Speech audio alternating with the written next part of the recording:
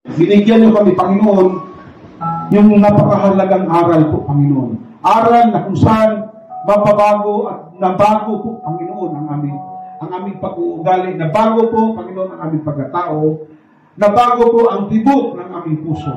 Panginoon Diyos ang banal, salamat po. Dahil nilinis mo po, Panginoon, ang karumihan ng aming pagkatao, karumihan ng aming kaluluwa, karumihan ng aming isipan, at pinalitan mo po, Panginoon, ng isang bagong nilalang. Salamat po, Panginoon Diyos Ama, sa iyong salita mula ulo talampakan. Yan po, Panginoon Diyos Ama, ang nagbigay po sa amin, Panginoon, ng ilaw po, Panginoon Diyos. Salamat po, Panginoon Diyos Ama, dahil ramdam po namin, Panginoon Diyos Ama, mula umaga hanggang sa pagtulog namin, nariyan po ang pagmamahal, pag-ibig niyo po. At dinalot niyo po kami, Panginoon, ng iyong banal na dugo, wala pong sandata po, Panginoon Diyos Ama, at lahat ng kahilingan po, Panginoon Diyos Ama, na panalangin po namin, nandiyan agad ang Holy Spirit, sinamahan agad kami, answer prayer lahat.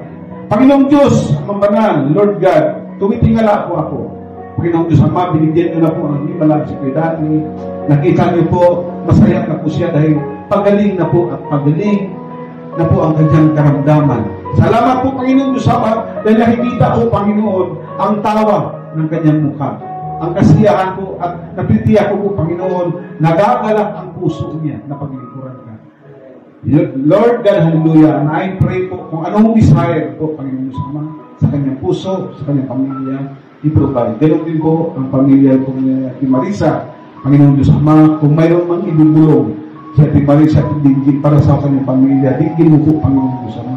Turuan niyo po sila yung direction po, Panginoon, sa pagpapala. Ganon din po, Panginoon, bigyan niyo po sila si Ate Glory po, Panginoon, sa manang gabay sa kanyang pamilya. Para po, Panginoon Diyos, maangkin po, Panginoon, ang biyaya mo, tulungan niyo po ang kanilang kumpanya. Gabayan niyo po, Panginoon, bigyan maghimala ka. Hindi po kumikilala, hindi po tumanggap ang bagong may-ari. Lord God, hindi ho sila ang may-ari sa kumpanya. Ikaw po, Panginoon. Ikaw ho, Panginoon, ang may akda po, Panginoon, ng buhay. At dalangin ko po, Panginoon, pagpapalain niyo po para ho sa pamilya nila ni Ate Lori. Pagpapalain niyo ang kumpanya. Ganon din po ang mga member po, Panginoon. May mga problema po, Panginoon, kaming hinaharap. Panginoon Diyos Ama, hindi na ho kami nababahala. Panginoon Diyos Ama, kung gaano naman kalaki ang aming hinaharap na problema. Dahil alam namin, malaki po, Panginoon, ang binigay ng biyaya. Malaki pong panangga, malaki po ang bato na kanlungan po namin yung pangalan ni Jesus.